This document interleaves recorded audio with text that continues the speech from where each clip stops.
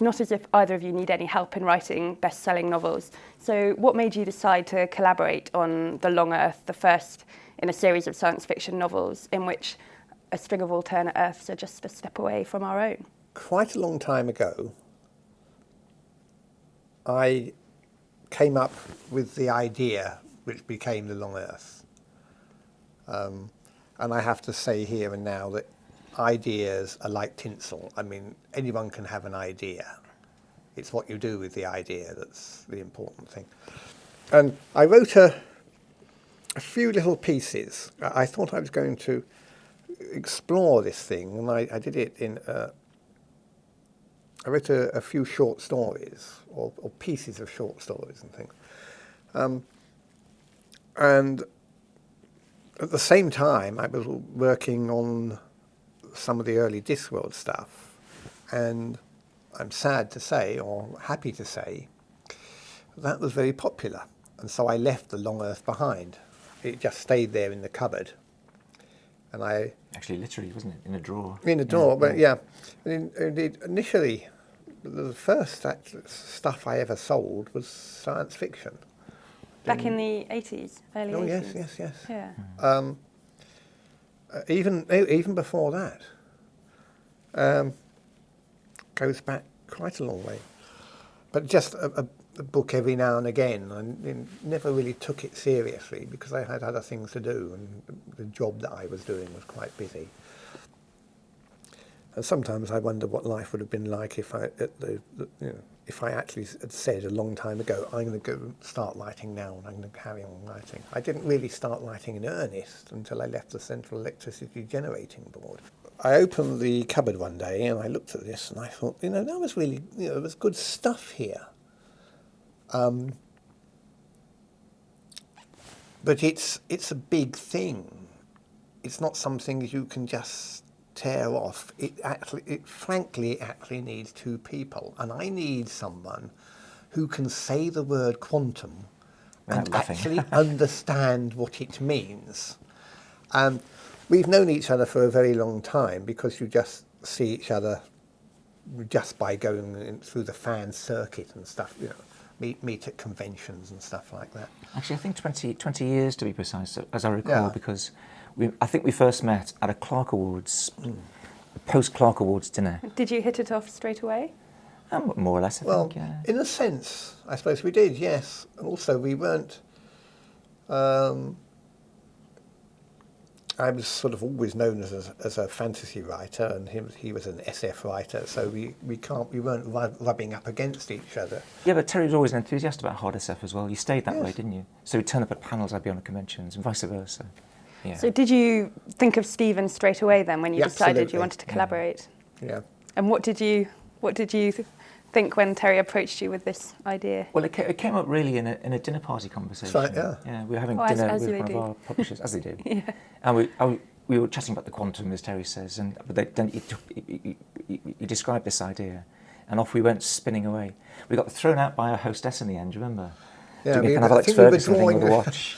Yeah. One taxi for me was sent away, and we got carried away. But no, when the idea of collaboration, I thought, well, that would be fun. Had you collaborated on anything before? Well, we hadn't, no, but with others. I worked with Officer Clark. Yeah. Collaboration is sort of what you do sometimes. Yeah. I've done some, as it were, Discworld spin-off collaborations. But most of all, of course, I collaborated with Neil Gaiman on Good Omens. Yeah. And how does it compare, the experience? Very similar. Eerily similar. Because when Neil Gaiman and I were doing Good Omens, he wasn't exactly good Neil Gaiman at that time, as he's known now. And I wasn't Terry Pratchett, as he is known now. We were two guys that were writing various things and doing okay. And we did it because it looked as if it was going to be fun, same with The Long Earth, but also because we knew that even if it went tits up, it wouldn't actually matter. Can you say that in The Guardian? Oh yes, I'm sure you can. Only in The Guardian, I would have thought. So, and that was very successful. So how did the collaboration actually work? Would Terry write a chapter, send it over to Stephen make changes?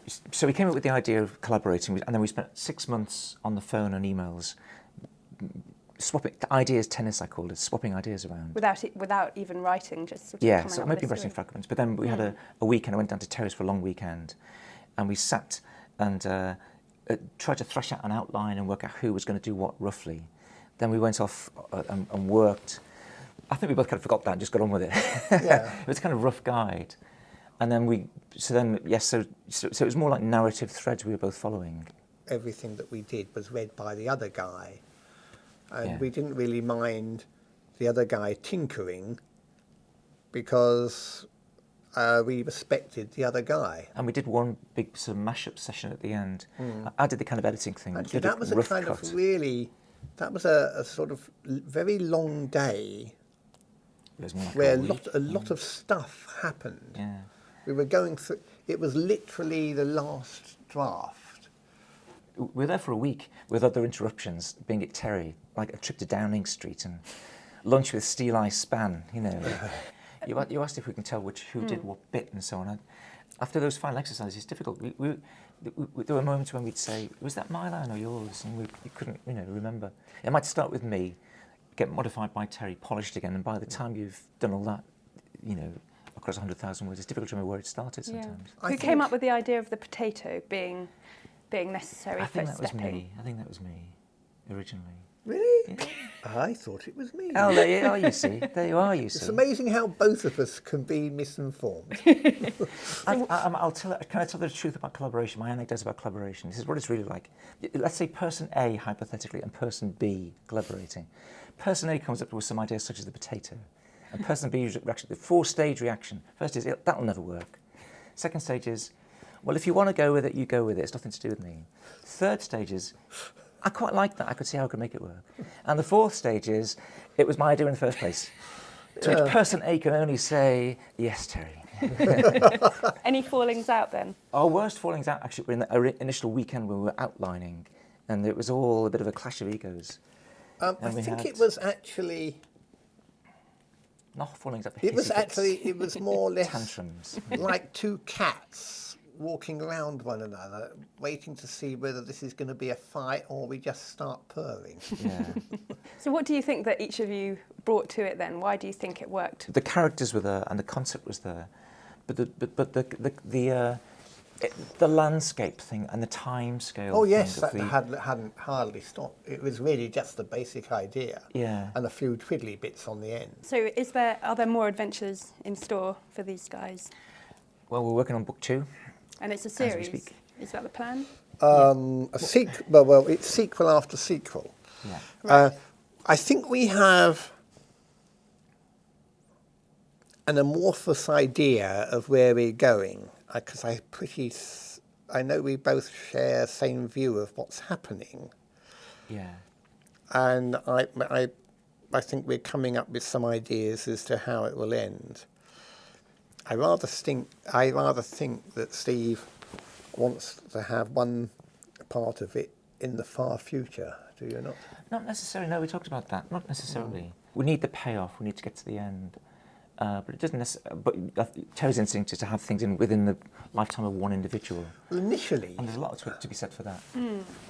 As long as it isn't artificially crammed, But Joshua's a young man in book 1, so there's plenty of room to take him through. yes, yes. We must go forward and to get it. If we actually go much longer, we'll have to have other characters. Oh, yeah, And the world being a different place, Yeah. because people want to see what happens next. But we're working on book 2 now. We're both writing book 2, and I think we got some big poster-sized themes for book 3, haven't we? Yeah, I think. I hate to put it like this. I think book 2 will be the gap between book 1 and book 3, you have to really finish what you started in book 1 and start what you're going to continue in book 3, I think. In a way, yeah. But you, at the same time, having enough stuff in the middle to justify that middle being there. Yeah. Everybody knows, if it's a trilogy, something always starts to sag in the middle. Terry, you can't diss the book. No, you I'm not haven't even dissing written it, yet. but we know this. You know. But we know this. We know this. You have to be careful to keep a standard going the whole way long. Star Trek II, The Wrath of Khan, that's my model. You know, it's better than the first one. That's what we're aiming for.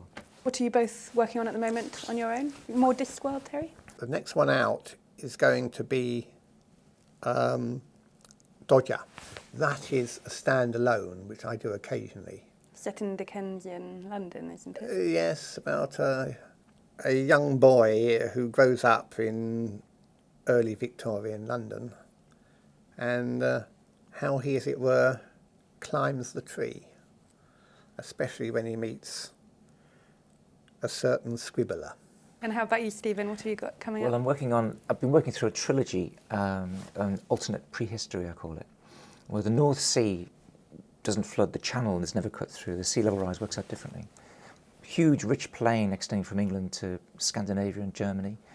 A centre of a culture emerging at the same time as the Mesopotamians and the farming down in the Near East. So a different kind of way of prehistory working out. They don't farm, they're still hunters, but they become very literate and engineers and so on. And I think it's got some thematic commonalities with the Long Earth. You know, landscapes and the effect of landscapes and resource limits or lack of them on mankind. Yeah, it's a all that sort of stuff. crossover. Yeah. Excellent. Well, I shall look forward to them all. Good, thank you. And thank you very much to both of you for coming in. Thank you. Thank you very much.